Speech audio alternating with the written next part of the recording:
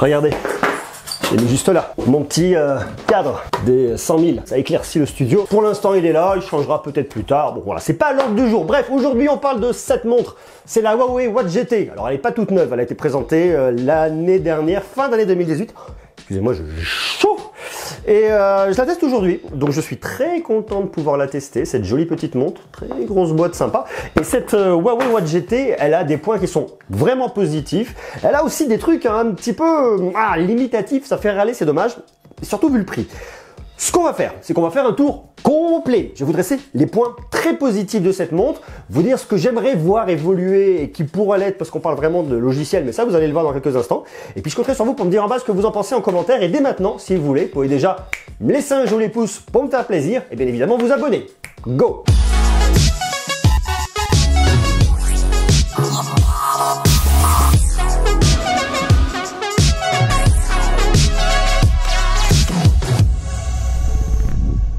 En fait, cette montre, elle a été présentée en même temps que le Mate 20 et le Mate 20 Pro fin d'année dernière. Donc, vous en avez peut-être déjà entendu parler. Si c'est le cas, dites-le moi. Moi, je la trouve vraiment cool. Si ce n'est que, comme j'ai bien transpiré, je l'ai bien mouillé. Mais rassurez-vous, elle est étanche jusqu'à 50 mètres. Donc ça va plutôt pas mal. On va commencer par le design. Moi, j'aime bien cette montre. C'est l'intérêt, en tout cas, et ce que je reproche souvent des montres, c'est que vous n'avez pas des vrais bracelets. Là, vous avez un vrai bracelet, vous fermez, vous le mettez dedans, c'est pratique. Ça ne vous arrache pas l'épaule de tous les côtés, ça c'est plutôt bien. On est ici sur un bracelet en silicone, mais vous pouvez changer. Vous pouvez aussi mettre, si vous le souhaitez, un bracelet en cuir, comme vous voulez. Vous venez très facilement l'enlever, le remplacer, ça c'est plutôt cool. Une montre que je trouve sympa. Je trouve ça vraiment très sympa d'un point de vue matériaux. Vous avez du céramique, vous avez de l'acier inoxydable pour le boîtier, et vous avez un écran AMOLED complètement tactile de 1,39 pouces. 454 par 454 pixels. C'est vraiment une des grosses qualités en tout cas de ce produit. C'est cet écran qui est vraiment de qualité, qui est très bon en pleine luminosité. Vous le mettez dehors, il y a du soleil, ça marche, c'est cool. Donc ça c'est vraiment aussi un point très positif. Autre point qui est assez positif, c'est que je la trouve quand même relativement légère. Donc ça c'est pareil, à votre poignet, vous n'allez pas avoir comme une espèce de poids. Voilà, ça se tient bien, c'est léger, c'est pratique, c'est sympa. Ce qui est vraiment bien avec cette Huawei Watch GT, c'est l'autonomie. Et ça, je trouve ça cool. Je l'ai à mon bras, je la remets le matin, je me pose pas la question est-ce qu'elle va être déchargée. Je sais qu'elle tient une semaine, ça c'est vraiment bien. Et en plus, autre point qui est vraiment cool, c'est que vous la rechargez bien évidemment comme ça. C'est aimanté, ça tient très facilement. Et en plus, vous avez un petit bloc de recharge en USB-C. Alors vous avez un câble qui est fourni avec USB, USB-C, mais c'est vraiment cool d'avoir de l'USB-C pour recharger une montre comme ça. Donc ça aussi, point positif. Maintenant, il y a un point un peu négatif avec cette montre, c'est son stockage. Vous avez 16 mégas de RAM et 128 mégas de stockage. Autant dire que vous ne mettez pas de musique à l'intérieur, vous ne pouvez rien stocker, vous êtes vraiment limité. Et de ce côté négatif, fait que vous n'allez pas pouvoir rajouter non plus d'applications. Je vous parlerai de l'OS dans quelques instants, on est sur un OS propriétaire, mais il est strictement impossible de rajouter des applications, il n'y a pas de catalogue d'applications. Ça, c'est pour moi un point assez limitatif parce que lorsque par exemple vous partez courir et que vous voulez pas avoir votre smartphone avec vous, que vous voulez l'utiliser pour mettre de la musique dedans, eh bien ce n'est pas possible. Vous ne pouvez pas stocker quoi que ce soit à l'intérieur. Par contre, ce qui est cool, c'est que vous avez du GPS à l'intérieur. Vous n'avez pas que du GPS, vous avez aussi Galileo, vous avez GLONASS. Enfin, le truc qui est cool, c'est que quel que soit l'endroit où vous êtes sur Terre, vous savez que votre montre va pouvoir se repérer, vous allez pouvoir aller courir, elle saura toujours où aller. Donc ça, plutôt bien. En plus, ce qui est bien, c'est que vous avez un suivi de rythme cardiaque. Alors, en fonction de l'écran sur lequel vous êtes, vous allez pouvoir le paramétrer, votre écran. Vous n'êtes pas obligé de garder le même.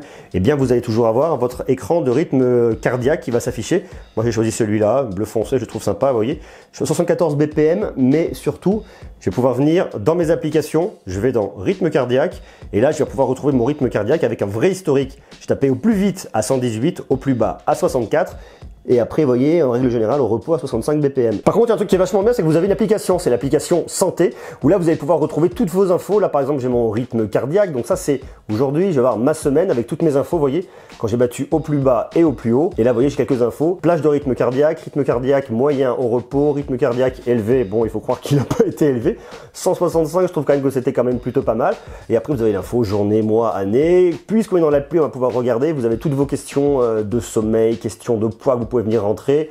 L'historique des exercices, c'est pas trop mon cas parce que je suis pas trop un sportif. J'ai mon nombre de pas aujourd'hui, la distance, le nombre de kilocalories brûlées estimé. Enfin, il y a quand même pas mal de choses que vous pouvez venir voir dans cette appli. Il y a aussi une partie exercice et tout votre profil. Enfin voilà, le truc est quand même assez sympa. Puisqu'on est sur l'OS, on va en parler. D'ailleurs, c'est assez drôle parce que je suppose que vous avez suivi tous les déboires qu'il y a entre la Chine et notamment Huawei qui en a fait les frais et les États-Unis Donald Trump. Le fait que Huawei soit placé sur la liste noire des entreprises avec lesquelles on ne puisse pas travailler. Alors ça a été débloqué, ils sont toujours sur la liste, mais maintenant on peut travailler avec eux. Enfin, l'histoire est quand même assez hallucinante. Et ce qui est d'ailleurs très intéressant et très rigolo, c'est que dans cette montre-là, vous n'avez pas Wear OS, donc vous n'avez pas d'OS qui appartient à Google, comme on peut retrouver sur beaucoup de montres connectées. Là, vous avez un OS propriétaire de Huawei qui s'appelle LightOS. Ce qui est très drôle et ce qui me fait sourire justement, c'est que on voit que les problèmes qu'il y a eu entre Huawei et les États-Unis ont fait que Huawei ne pouvait plus avoir de licence Google et ne pouvait donc plus commercer avec Google, ne peut plus travailler avec Google.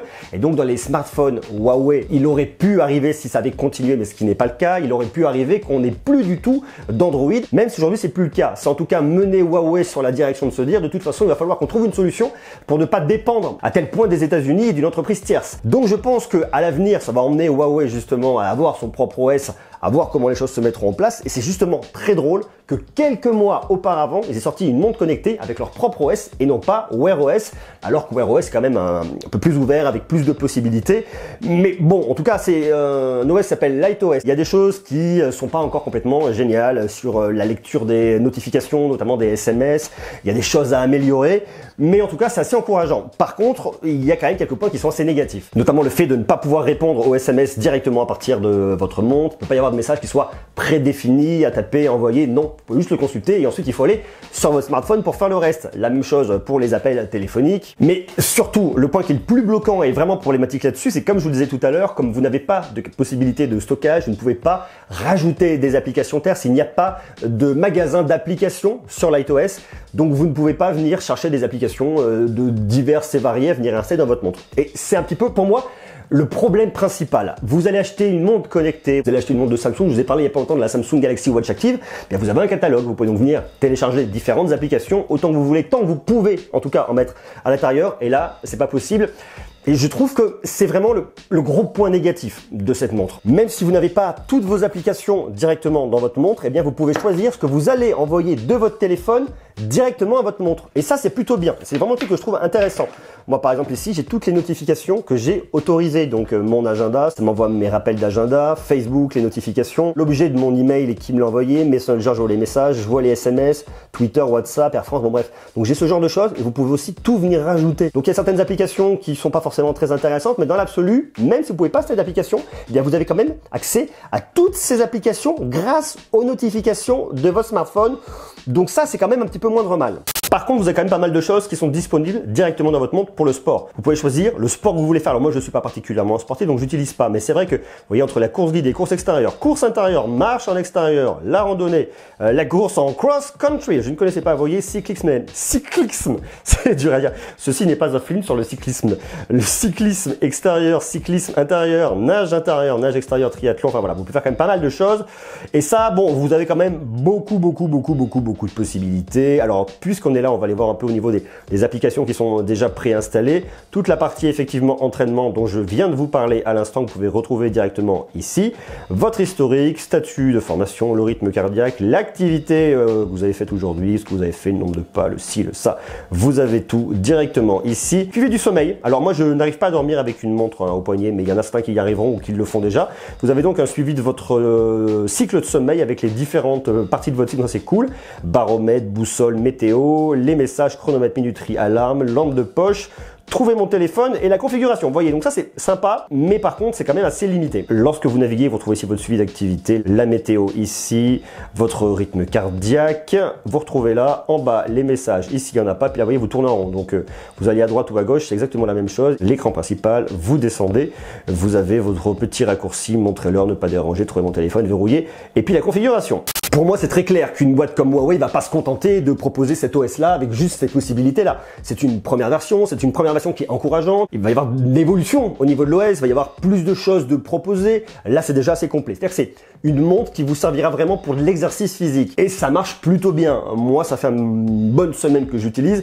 Je suis conquis. Je la trouve vraiment intéressante, mais il ne faut pas chercher à aller au-delà que ce qu'elle vous propose. Il faut accepter ses limites, accepter ses défauts, mais par contre, en contrepartie, vous avez vraiment de belles qualités, et justement notamment au niveau de l'autonomie. À savoir également que dans cette montre, vous avez du Bluetooth 4.2, vous n'avez pas de NFC, donc il n'y aura pas de paiement dématérialisé avec votre montre. Après, je ne sais pas si aujourd'hui ce sont des usages qui sont extrêmement répandus, ça commence à se faire avec le smartphone, avec la montre. Est-ce que ça se fait beaucoup? Pas nécessairement, mais en tout cas, ça évolue. Donc dans les années à venir, il va falloir pouvoir l'intégrer. Il n'y a effectivement pas de Wi-Fi et vous ne pouvez pas non plus avoir de carte SIM à l'intérieur, donc vous ne pouvez pas l'utiliser de façon 100% indépendante pour passer des coups de fil. De toute façon, l'OS ne vous le permet pas. Elle est résistante à l'eau, comme je vous le disais, jusqu'à 50 mètres. Donc si vous aimez Huawei, si vous trouvez cette montre intéressante, eh bien je dirais que dès lors que vous connaissez un petit peu ses défauts et bien évidemment ses qualités, et que vous les avez acceptés, notamment au niveau des défauts, vous pouvez y aller. Je pense qu'il va y avoir des belles évolutions qui vont arriver dans les temps à venir de la part de Huawei. J'imagine qu'ils vont continuer à avancer justement au niveau du wearable, au niveau de ces montres-là qui sont vraiment très sympas. Dans la mesure où vous voulez une montre, que vous voulez juste recevoir vos notifications, que vous n'avez pas besoin d'envoyer des SMS, pas besoin d'appeler, pas besoin de stocker de la musique à l'intérieur, mais que vous voulez une montre connectée sympa, résistante, robuste, qui a de la gueule, et si elle vous fait de l'œil, pour moi vous pouvez y aller. En plus en ce moment il y a des tarifs préférentiels, si ça vous intéresse, vous êtes tout mis en bas dans la description, vous pouvez y aller.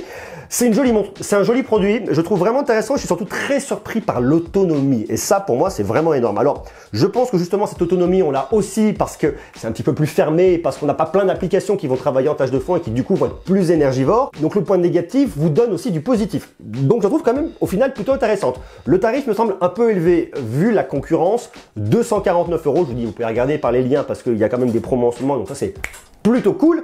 À vous de me dire ce que vous en pensez. Comment vous trouvez cette Huawei Watch GT? Il existe plusieurs versions. Moi, j'ai l'Active Edition en 46 mm. Je la trouve cool, je la trouve sympa. Je suis très content de pouvoir la porter au poignet et c'est une montre que je porte vraiment avec plaisir. En plus, il y a de jolies finitions. Regardez au niveau du bracelet là. Il est bien écrit Huawei Watch GT. À vous de me dire ce que vous en pensez en bas en commentaire. Si ça vous intéresse, est-ce que vous avez une montre connectée? Si oui, laquelle?